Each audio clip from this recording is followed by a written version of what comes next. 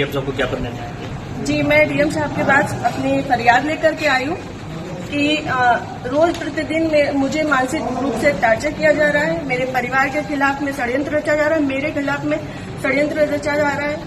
और ये षड्यंत्र के सूत्रधार जो है वो आदरणीय हमारे पूर्व सांसद सुब्रत पाठक जी, जिन्होंने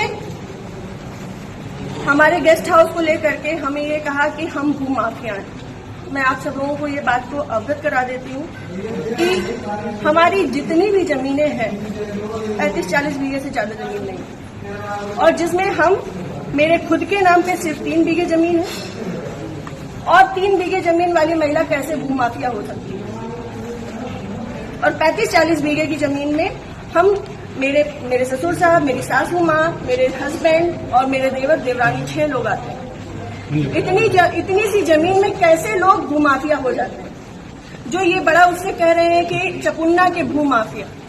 और रही बात मेरे गेस्ट हाउस की, राधा रानी गेस्ट हाउस की, तो आज इन्हें ये पर लग रहा है कि वो हमने सरकारी भूमि में बनाया है, अवैध जमीन पे कब्जा किया है।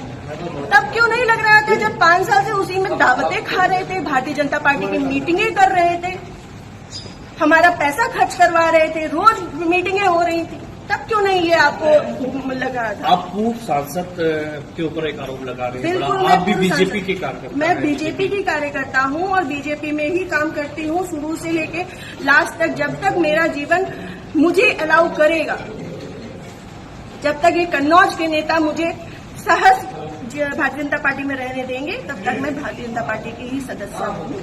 पार्टी में आपने उच्च पद पे लोगों से शिकायत की है? मैंने ये इस विषय के बारे में यहाँ से लेकर प्रदेश अध्यक्ष तक को सबको सारी बातें पता है। और आज से नहीं पता है, ये पिछले 2 सालों से पता है।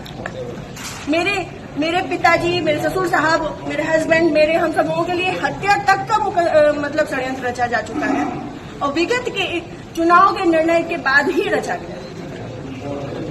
पिछली 4 जून को रिजल्ट आया है, पिछली 3 जून को ये हमारे गांव गए थे। हमारे गांव जाकर के इन्होंने, हमारे राइवल्स हैं जो, उनके घर जाकर के इन्होंने 2 घंटे की बैठक रखी जिसमें षड्यंत्र रचा गया। और उसके बाद ही उसी दिन इनके एक प्रमुख कार्यकर्ता कहिए, चमचे कहिए, कुछ भी कहिए, वो जीतू त्रिपाठी, उन्होंने मेरे ससुर साहब को फोन किया, जिसकी मैं रिकॉर्डिंग आप सबको भेजूंगी और चाहूंगी कि मीडिया में आप चलाएं। उन्होंने मेरे ससुर साहब को धमकी दी कि अगर चपुन्ना चुनाव नहीं जीता तो आपको 4 तारीख के बाद देख लिया जाएगा। उसके बाद से ये सारा षड्यंत्र रचा गया। क्या चुनाव हरवाने में आपका भी श्रेय जाता है? मैं भारतीय जनता पार्टी तरीके से वो आरोप लगा रहे हैं, क्या वो कुछ भी कहे? वो तो ये भी कह रहे हैं कि भाई नेहा त्रिपाठी ने 20 लाख रुपए ले लिए थे सपा से। वो तो उनका मुंह है, कुछ भी कह सकते हैं। पर मैं भारतीय जनता पार्टी की कार्यकर्ता हूँ और सभी लोग सोशल मीडिया जानते हैं, चलाते हैं। सभी लोग मेरी आईडी में देख सकते हैं कि मैंने किस तरीके से काम किया है। मैं सुब्रत पाठक के लिए काम नहीं करती, मैं भारतीय जनता पार्टी के लिए काम करती हूँ। आपने प्रशासन और पुलिस से शिकायत की? जी, मैंने पिछली 25 तारीख को प्रशासन पुलिस से शिकायत की थी, जिसमें सीओजी की टीम गठित है और अभी तक कोई भी पकड़ा नहीं गया। क्या मानती है पुलिस प्रशासन पुलिस कार्रवाई करना है?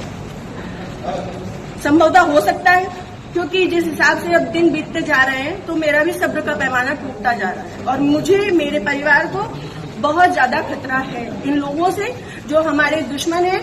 क्योंकि सुब्रत पाठक जी ने, हमारे जो राइवल्स हैं, सभी आजीवन कारावास के मुजरिम हैं। सभी आजीवन कारावास के मुजरिम हैं। मैंने इसमें लिख के भी दिया है।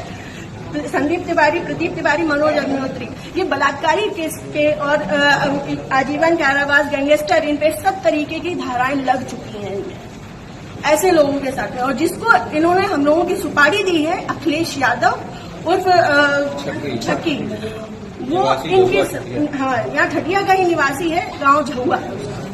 वो इन लोगों के साथ में, सुब्रत पाठक के साथ में भी जेल में रहा है और इन लोगों के साथ में भी जेल में रहा है और अभी फरार है। और इन लोगों की मोटरसाइकिल भी उनके पास है, अभी तक वो भी बरामद नहीं हुई। ये लोग सिर्फ मेरा मानसिक, शारीरिक और चारित्रिक शोषण करते आ रहे हैं 2 साल से। मैं 3 साल से मैं बहुत ज्यादा परेशान हो चुकी हूँ।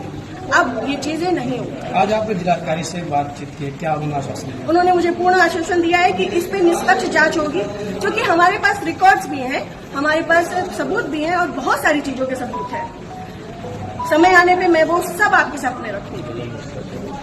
जिले में जो भी भ्रष्टाचार हो रहा है, जो जिला पंचायत में भ्रष्टाचार हो रहा है, जो ब्लॉक प्रमुख में भ्रष्टाचार हो रहा है, ब्लॉक में भ्रष्टाचार हो रहा है, वो सारी चीजें मैं आप सब लोगों के सामने रखूंगी। अगर आपकी सुनवाई आज नहीं होती तो आगे क्या कदम उठाएंगे आप? मैं आप लोगों का सहारा लूंगी और आप लोगों का सहयोग, मुझे पूर्ण विश्वास है कि मेरे साथ हमेशा रहेगा और मैं इस पे अपनी अंतिम सांस तक अब फ्रंट के पैमाने में आकर के लड़ूंगी। हमारे चैनल के साथ जुड़ने के लिए सब्सक्राइब करें और बेल नोटिफिकेशन दबाना ना भूलें।